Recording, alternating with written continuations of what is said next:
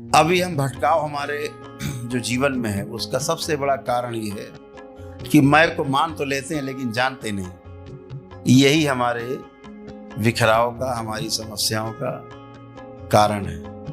मान लेते मैंने किया, ये मैंने किया, ये मैंने किया।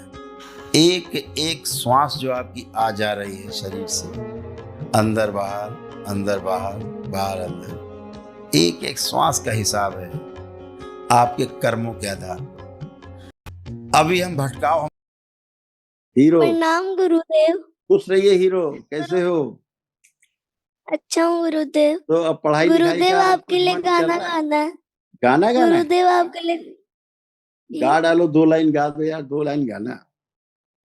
आ रहा हूँ बाबा, पर तुझ पे भरोसा है, जीतूंगा एक दिन, मेरा दिल ये कहता है। मेरे माजी बन जाओ, मेरी नाव चला जाओ, बिटिया को मेरे गुरुदेव जरा गले लगा क्या बात है जाओ। भाई, क्या आ बात रहा है, हूँ बाबा।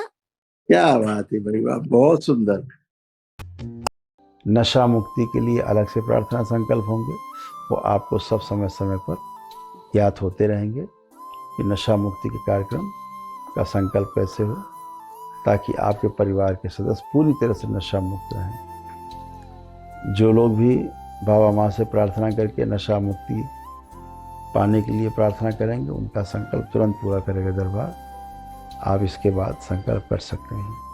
नशा अभी तक क्या होता था कि कुछ लोग, परिवार के कुछ सदस्य जिससे मेरे बारे में गलत बोल देते थे या दरबार को कुछ गलत बोल देते थे, तो उनके पुण्य चले जाते थे, छिन जाते थे। अब से दरबार ने व्यवस्था की, पुण्य नहीं छिनेंगे उसके, पुण्य उसके पास ही बने रहेंगे, लेकिन दरबार उसकी ठीक से मरम्मत करता रहेगा ताकि वह भी स्वस्थ हो। तो आपके पुण्य बने रहेंगे, आपके परिवार के सदस्यों के पास पुण्य बने रहेंगे, पुण्य क्षीण नहीं होंगे। अभी पुण्य से बाहर हो जाता था तो आसुरी शक्तियां उसको दबोच लेती थी, फिर वो मनमाना अपना कार्य करता था। अब आज से वो कार्यक्रम समाप्त। उसकी दरबार स्वतः ही जिम्मेदारी लेकर के, पुण्य जब बने रहेंगे तो अपने आप ही स्वस्थ होता जाएगा आपके प्रार्थना संकल्प से। जब परिवार के सदस्य पास प्रार्थना संकल्प आप उसके लिए करते थे, उस पुण्य होते नहीं थे तो स्वस्थ होता नहीं था। तो अब बराबर बने रहेंगे, किसी भी सूरत में पुण्य उसके नहीं ही जाएंगे, बिल्कुल नहीं जाएंगे, और वह स्वस्थ होता रहे। दरबार ने कुछ ऐसी व्यवस्था की है, कुछ विशेष रूप से व्यवस्थित किया है व्यवस्था, तो सब अच्छे अच्छे बने रहेंगे। अभी दीक्षा के कार्यक्रम में भी आप सभी भाग लें। दीक्षा लेते हैं तो आप दरबार से सीधे बाबा माँ से उनके डीएनए में जुड़ते हैं, और आपका भविष्य उज्जवल होने के साथ साथ इहलोक के साथ साथ परलोक भी आपका सुंदर बनता है, और आप ध्यान साधना के द्वारा भी 84 लाख योनियों के जन्म मरण के बंधन से मुक्त होते हैं। दीक्षा के कारण जो आने वाला कार्यक्रम है, हमेशा ध्यान रखो, जितनी आस्था, विश्वास और श्रद्धा दरबार के प्रति बढ़ती जाती है, उतना ही आप बाबा माँ के दुलारे होते जाते हो, और उतना ही दरबार आपको विशेष रूप से ध्यान देता है। इस बात का हमेशा ध्यान रखो। इस सृष्टि में बाबा और माँ आप सबके लिए सदैव तत्पर रहते हैं, पूरा दरबार तत्पर रहता है आपकी सुरक्षा के लिए, आपके परिवार की सुरक्षा के लिए, आपकी धन संपत्ति की, समृद्धि की सुरक्षा के लिए। ये दरबार सदैव ही आपका तत्पर रहता है। हमें मुझे बहन के लिए बात करनी थी, उसको पढ़ाई लिखाई से उससे नहीं कर बोलो, पाती हूँ। उसकी अर्जी लगा दो, या उससे बोलो अपनी प्रार्थना संकल्प कर ले। यार अपनी प्रार्थना संकल्प से मुर्दा उठ के खड़ा हो जा रहा है, तुम लोग पढ़ाई लिखाई की बात करने लगते हो, नहीं हो रहे। इसका मतलब यही होता है केवल कि पढ़ना लिखना चाहती ही नहीं, खुद ही वो संकल्प नहीं कर रही है गहरे से। इसका यही मतलब होता है। आपके स्वस्थ ना होने के पीछे एक ही कारण होता है कि आप आधा अधूरा संकल्प करते हो। तो आधा अधूरा ठीक होते हो, पूरा कर लो तो टना। जब अंदर आप शराब पी रहे हैं तो साहब ऐसा हो जाए कि छूट जाए, बाबा हफ्ते में एक आध बार पी ले कोई बात नहीं, महीने में, लेकिन बाकी छुड़ा दो। तो हो गई, फिर तो छूट गई, छूट ली फिर तो ठीक है।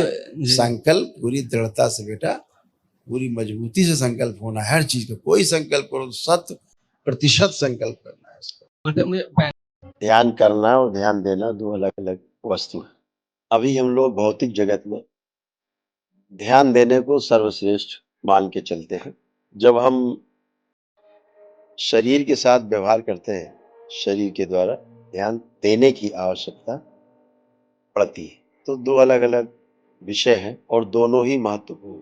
समाज हमें ध्यान देने को जोर देता है कि ध्यान दो, ध्यान से करो, ध्यान दो, इस पे ध्यान दो। जितना ज्यादा हम जिस वस्तु पे ध्यान देते हैं वह वस्तु अपना अस्तित्व उतना ज्यादा ही अपने आपके सामने प्रकट करती है। और जब हम आध्यात्मिक जगत की ओर जाते हैं तो गुरुओं का ऐसा मानना होता है कि वो ध्यान करें, हम ध्यान करें।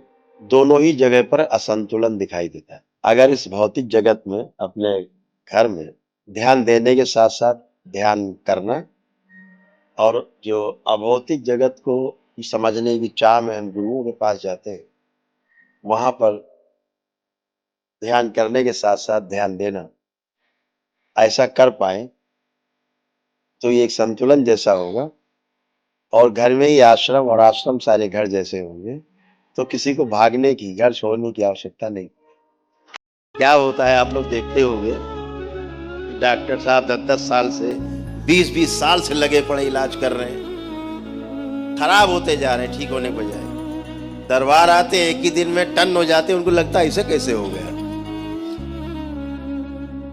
यही तो चैलेंज है आधुनिक चिकित्सा विज्ञान को, खुला चैलेंज है, हमेशा रहेगा चैलेंज खुला। या तो आके समझो बीच में या स्वीकार करो, तीसरा कोई रास्ता नहीं। नकार सकते नहीं, क्योंकि तुम्हारे खराब किए केस अपने ही प्रार्थना संकल्प से अच्छे हो जाते हैं दरबार में। क्या होता है, गुरु जी आपके चरणों में कोटि। पूर्णता का एक ही अर्थ है कि भ्रम से मुक्ति। भ्रम से मुक्ति नहीं हो रही मतलब आप पूर्णता की तरफ तो एक कदम भी नहीं चल रहे। पूर्णता का अर्थ है न कम और न ज्यादा, न घटना न बढ़ना। पूर्णता का अर्थ है जैसी है वैसे। हाँ का मतलब हाँ, ना का मतलब ना। वहाँ और ना थोड़ा बहुत ज्यादा नहीं। पूर्णता का अर्थ है कम और ज्यादा से मुक्ति। जिस दिन आपके अंदर ये भाव जागृत हो जाएगा, पाना नहीं है, खो जाना है, विलीन हो जाना है, पार हो गए, ये सूत्र है। पूर्णता का एक ही अर्थ है कि भ्रम से मुक्त। बहुत लोगों को क्या लगता है कि पति पत्नी परिवार सब दूर रह के ही वैराग्य जीवन को जिया जा सकता है। ऐसा है नहीं। ये एक बहुत खराब स्मृति है पूरे समाज में। परिवार से दूर हटके सुख संभव ही नहीं है। बहुत लोगों को क्या लगता है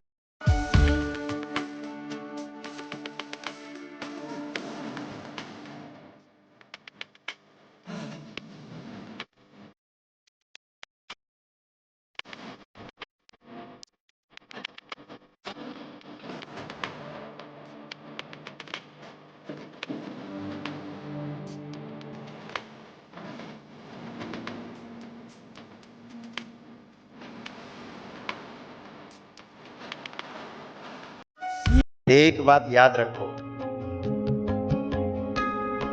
शक्ति सिर्फ वहीं होती है जहां शिव होते हैं। शक्ति के बगैर शिव तो हो सकते हैं, लेकिन शिव के बगैर शक्ति कभी नहीं हो सकती। ध्यान रखना इस बात। शक्ति को ग्रहण करने के पहले अपने अंदर शिवत्व को पैदा करो। शक्ति खुद ब खुद चल के आपके साथ चलेगी। दिया जला के देखो, उजाला साथ साथ चलेगा। एक गुरुदेव बाबा,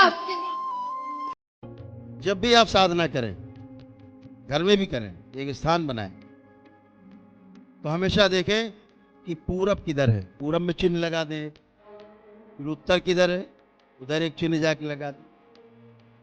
पूरब, पूर्व और उत्तर दोनों दिशाओं के बीच में जो स्थान है, इसे हम ईशान कोण कहते हैं। उधर की ओर मुख करके हमेशा साधना करनी चाहिए, जप करना चाहिए। तो आप हमेशा बैठते हैं ईशान कोण की ओर। उस समय आपका शरीर और जीवन का तालमेल 0 डिग्री पे होता है। कोई भार नहीं होता। और जब भी आप लेट जाएं, दंडवत करें, सुबह प्रार्थना पूजा, तो आप उसी तरफ लंबे लंबे लेट जाते हैं, तो रीढ़ की हड्डी आपकी एकदम सीधी उसी की तरफ होती। आपका जो आपने कहा गया ना, महापुरुष कहते हैं यत पिंडे तद ब्रह्मांडे, यही ब्रह्मांड है। दंडवत करते सबसे पहले उधर की ओर जाए, ईशान कोण की, लेट जाए तब भी रीढ़ की हड्डी सीधी। आप बैठे भी होते हैं तब भी आपका ये सारा जो चुंबकीय क्षेत्र है आपका जीरो हो जाता है। तो हमेशा आपकी जो साधना है, ध्यान है, जप है, उस तरफ ही मुख करके ही करना चाहिए। जब भी आप साधना करें, घर में भी करें, एक स्थान बनाएं,